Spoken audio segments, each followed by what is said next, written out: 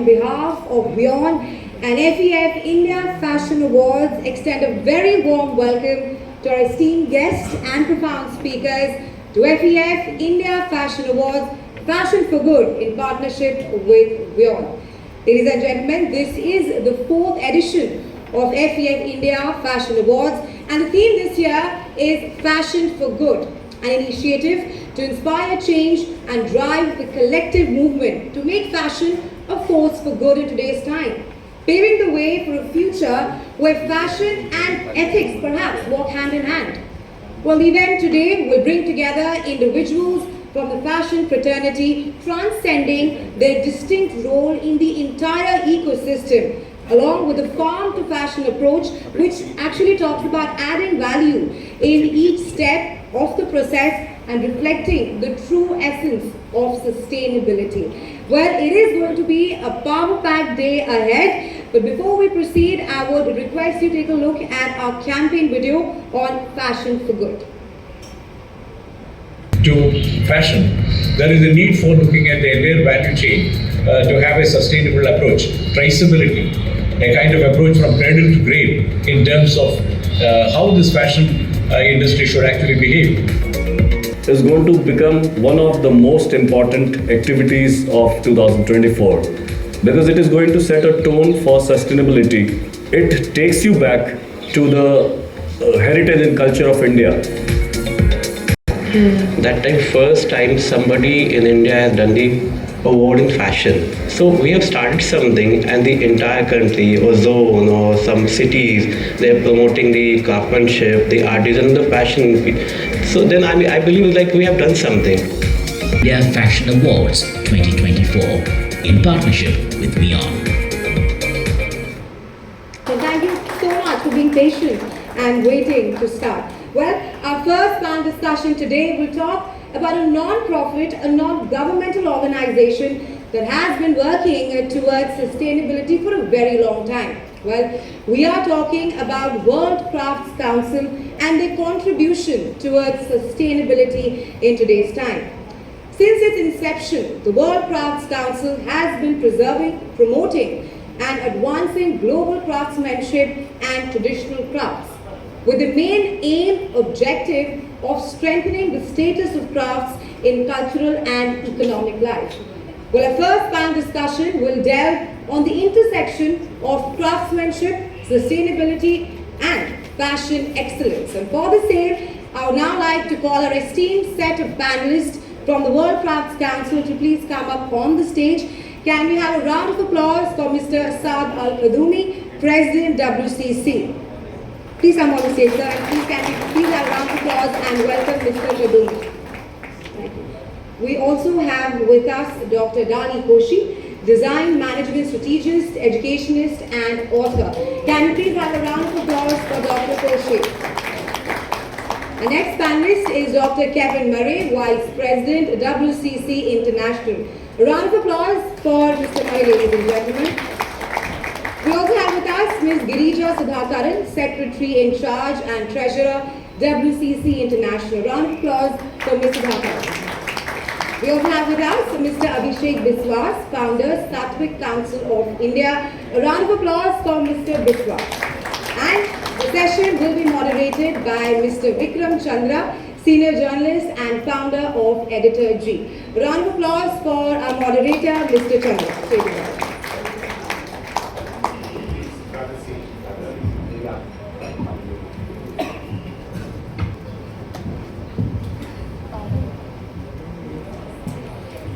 Thank you all so much for being here, and it's such a pleasure.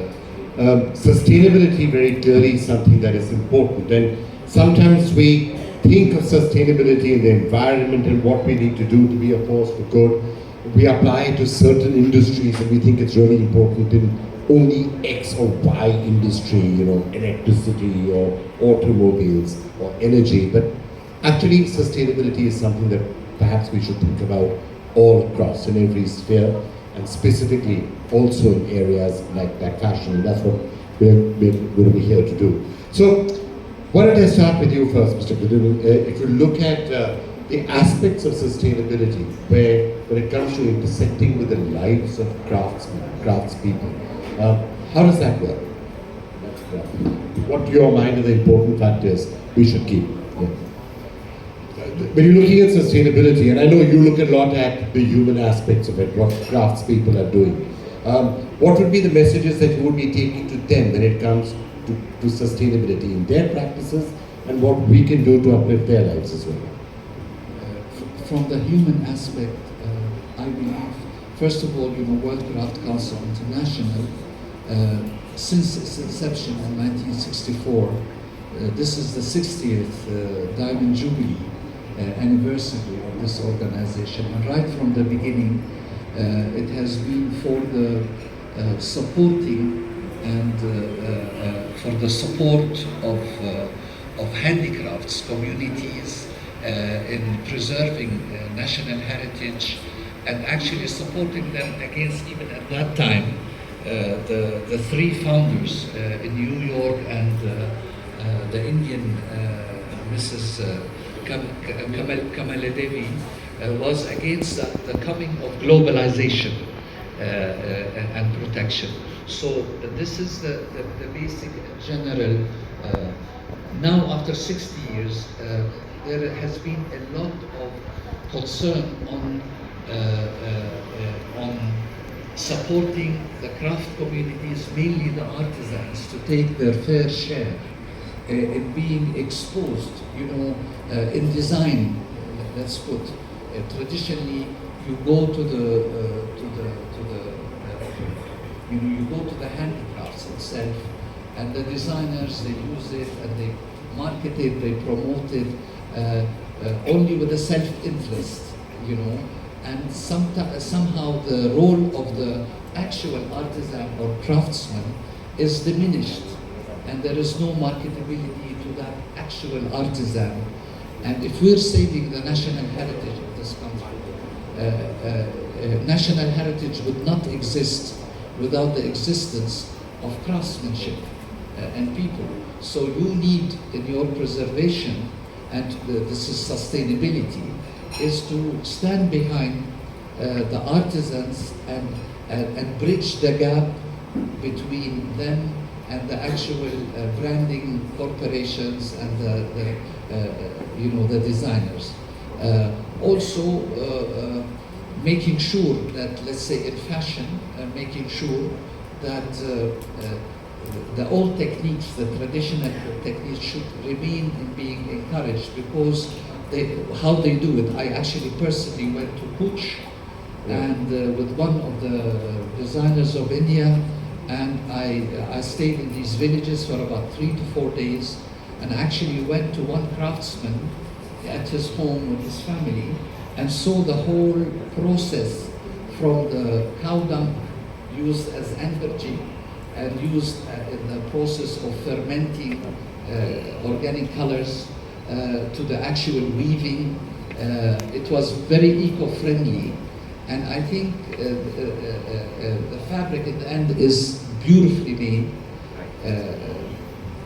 So use a lot of the traditional methods, which sometimes can be eco-friendly, and we also heard what you were saying about making sure that the gap in the economic chain between what the designers are getting and the crafts people are getting is somewhat balanced out. I'll come back to that theme in more details, but Dr. Mani, if I could turn to you, when it comes to the actual, what is it that you would be telling various people in communities as advice? For example, when it comes to sustainability, it's in their own lives, but also the processes that are being followed to make sure, for example, that water is being conserved. And many of these people come from areas where there's water scarcity. So the traditional methods that are being talked about sometimes are water friendly to start with, but you need to maybe have more education in other areas. Indeed, well, a lot of what the World Craft Council does is take lessons from particular areas and then distributes them to others. And as Mr. Saad has mentioned, the Kutchis have been particularly innovative. And a friend of mine, Irfan Kutchi in a Kutch in the village, I think it's Daradam, because of the scarcity of water, they've now been able to recycle the water in their dyeing process. And they can work with little and their lessons, and I've been with Irfan in countries like Indonesia, where he can explain their methods in other countries. So a lot of what we have to tell is from the bottom up. I mean, textiles globally uses 50% of the world's water. It's an incredibly thirsty, I should say, industry. So, is that really? Yes. Is that really a fact? I'm sure that statistic would surprise many people. Yes, no, it is a fact. So we have to be really now thinking very carefully about this use of water, especially since of climate change. Water becomes a lot less predictable, and we have to be able to conserve it. Vijay, if I could turn to you, you've been associated with the World Craft Council for quite some time. Maybe you could just take us through some of the specific policies that you have, which are the flagship schemes that you actually run with. Yes. I have been working with World Craft Council since 10 years, and we as a secretariat ensures that we unite the countries, the member countries, and we ensure that the sustainability of crafts are well taken care of. And for that we have two main flagship projects. One is the World Craft City, and the other one is the World Craft Award of Excellence. So in the Craft City also, when we form the application form or for the evaluation, we ensure that the craft sustainability is ensured by all, even the jurors when they go for evaluation, they ensure that the sustainability of craft is maintained. And about even the nation, when they go for production or anything, the nation is not affected by any of the products. So we ensure the sustainability of the crafts. And as a secretariat, we ensure that all these national entities, member countries, and all the members of the World Craft Council are united, and they work as a family.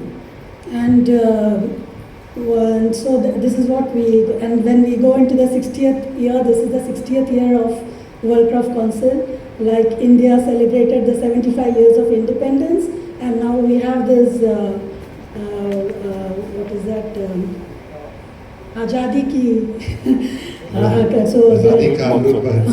So we are going to do something of World Craft Council this year, 60th year. All right.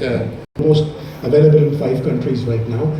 But textile was very dear to my heart. I always wanted to do it from a very long time, but probably it took us 2 years to develop this manual.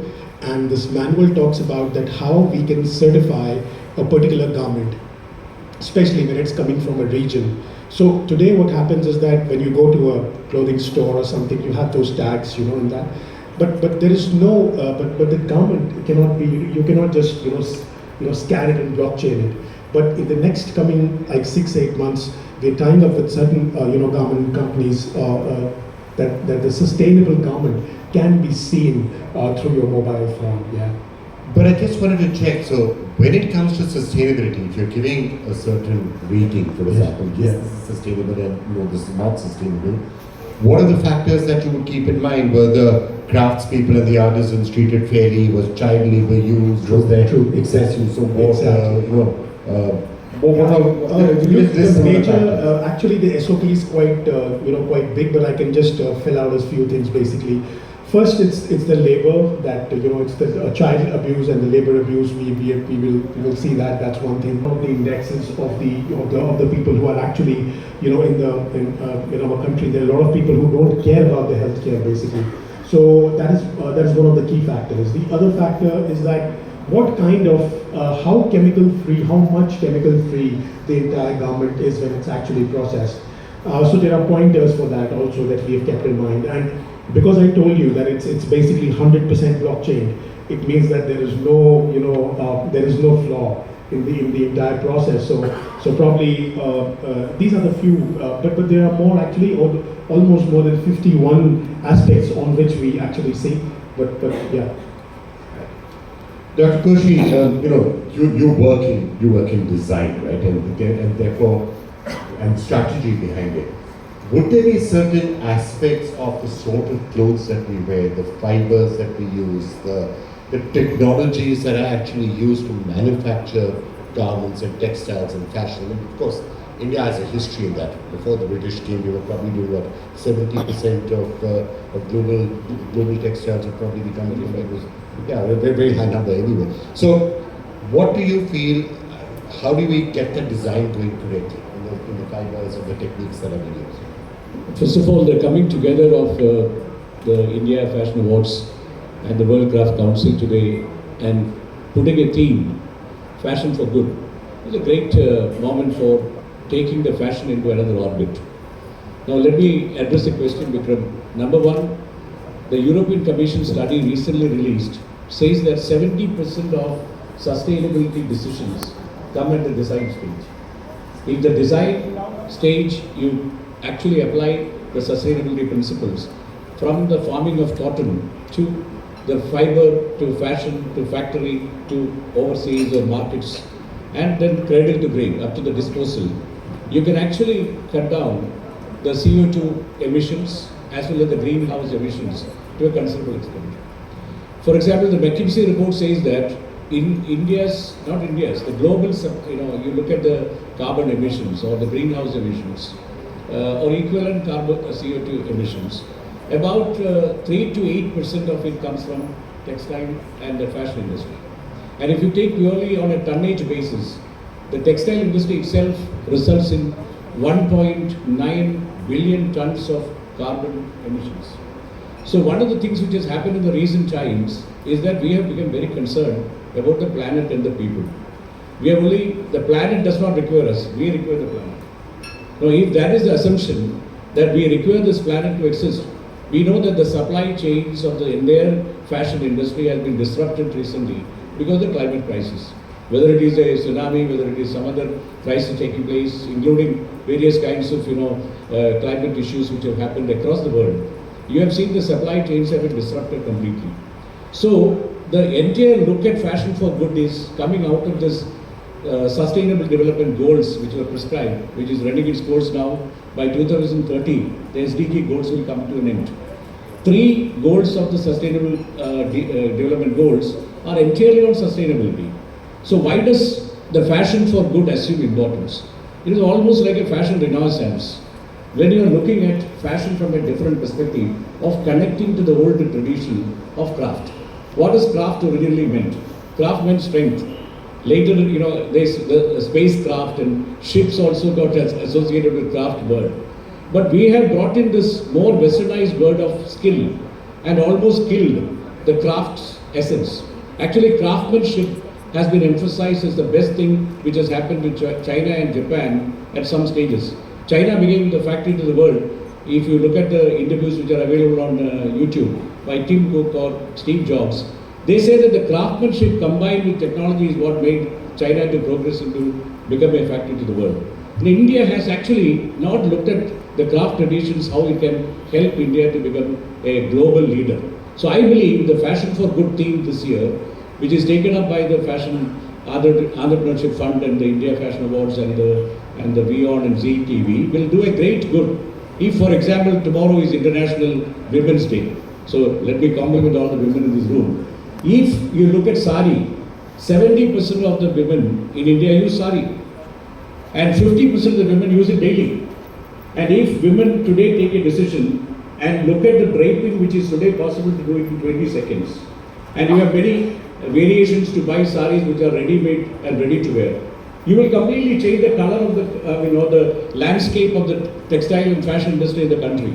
Because the handloom weavers, who are about 45 million, will get a big fillip if Indian women, who are 60 crores in number, US has only 16 crores of women, India has 60 crores of women, 48.8% of the country's population is women.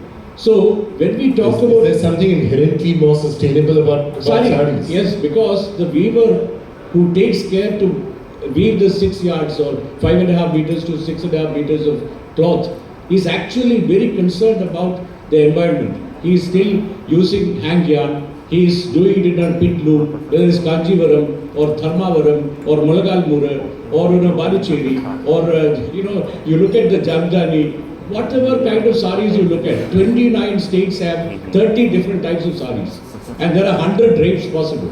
Why is it that Indian women are not using it in large numbers to help fashion to have a renaissance? Don't look at only the one option of bringing craft and fashion together. It is also to look at traditional wear of Indian women and bring it back. So the choices that people are using and what they are buying is also going to be an important factor in that. But so maybe if I could come back to you on what you were saying about giving adequate attention and adequate recognition to the craftspeople. Because sometimes it doesn't happen. The designers are all famous, everyone knows who they are. They get a lot of credit, they get a lot of accolades, they get a lot of money also. The craftspeople sometimes don't. How can that be done? I remember you were telling me about a fashion show, Asif Sheikh, who was actually bringing some of the craftspeople on to give them the recognition. Exactly. Asif, because I was at his fashion show, I found out which is a great idea. Some of it, some of it is now adopted even in the top international designers in Europe. Basically, what I saw was, I mean, it's the whole number of Indian fashion designers with Mr. Asif doing the whole event, of course, with his sponsors that are behind him. So we had actually a very glamorous, beautiful fashion show. That actually, the message of that fashion show was, first of all, the type of materials that have been used. They are all woven, in the traditional way. It shows more than one aspect. It shows that this is the traditional way of fabric that has been used, even the technique, how they reached it. The second one was to show, to shed light and under the, to project the importance. The first thinking before, it was like the craftsman or the artisan was like the slave, and the designer or the branding company were the ones in control. So we want you to do so much, and then they take the result at peanuts, and then they sell it at without a fair share, not only financially but also in recognizing that this, if we talk about preserving our national heritage, without these craftspeople there is no national heritage. So we need to preserve them. So the second message in the fashion show was to bring, so at the end, every Indian fashion designer who showed his collection on the catwalk, at the end, each one of them brought in with him all the artisans in name and even in the tagging of all of the clothes. They were not only typical saris, they were also modernized, which is very, very important, which shows the relationship, how important it is between the designer and actually the craftsman, whereby the designer can, the traditional way of making things, he can give the input for the craftsman to make it more contemporary and more in demand by the market. We tastes change along the time. So the synergy between the designers and the actual craftsmanship is very important to be maintained, as well as giving the recognition to our craftspeople to continue and encourage more apprentices to come, as well the financial, being financially just to them. Dr. Mari, we were talking, the other aspects of sustainability as well when it comes to clothes and to fashion. And sometimes there are old habits and old traditions that we forget and we move on. For example, in India, it's always been a trick. If clothes get torn, you don't think twice about mending them and wearing them again. It's not, you don't have the disposal tradition. It's starting to come now that you just throw it away. Is that the sort of a thing which you were telling me a short while back? We should start focusing on some of those things. Reuse the clothes. You don't have to throw it away because it gets a small tear in it. Yes, well, it's one of the other major challenges along with water consumption is waste. In fashion, we've seen an increase in consumption recently of 60% more clothes are being bought, but they're being worn and used for half the length of time. So we're seeing an incredible turnover of clothes, and one of the challenges is how to slow that down. And I'm sure the clothing companies and the designers don't mind there being fast turnover. Of course, Although but it's not we've necessarily seen in consumerism, like Apple, for instance, have introduced the right to repair in their iPhones. That this is seen as something which adds value to the iPhone itself. How could we have a right to repair in the fashion industry? And I think one of the answers lies, in the richness of the Indian crafts traditions. The Rafugas, who are the caste who have traditionally darned the Pashmini shawls. So these shawls have passed down through generations to the point where it's hard to find any original fabric there. Now that may seem the antithesis of fashion. You wouldn't wear a darned product. But then you look at jeans. Jeans have been distressed, torn, patched. This has been something which has added value. And elsewhere in the crafts, in Japan, they have the tradition of kintsugi, which is where a broken pot is repaired with gold solder. So it is more valuable after being broken and repaired than it was beforehand. So there is a great potential here to introduce, in addition to fine fabric that is handmade so you want to keep it longer because it becomes an heirloom, but also to have extra employment for those who can repair in a way that is seen to enhance the aesthetic quality as well.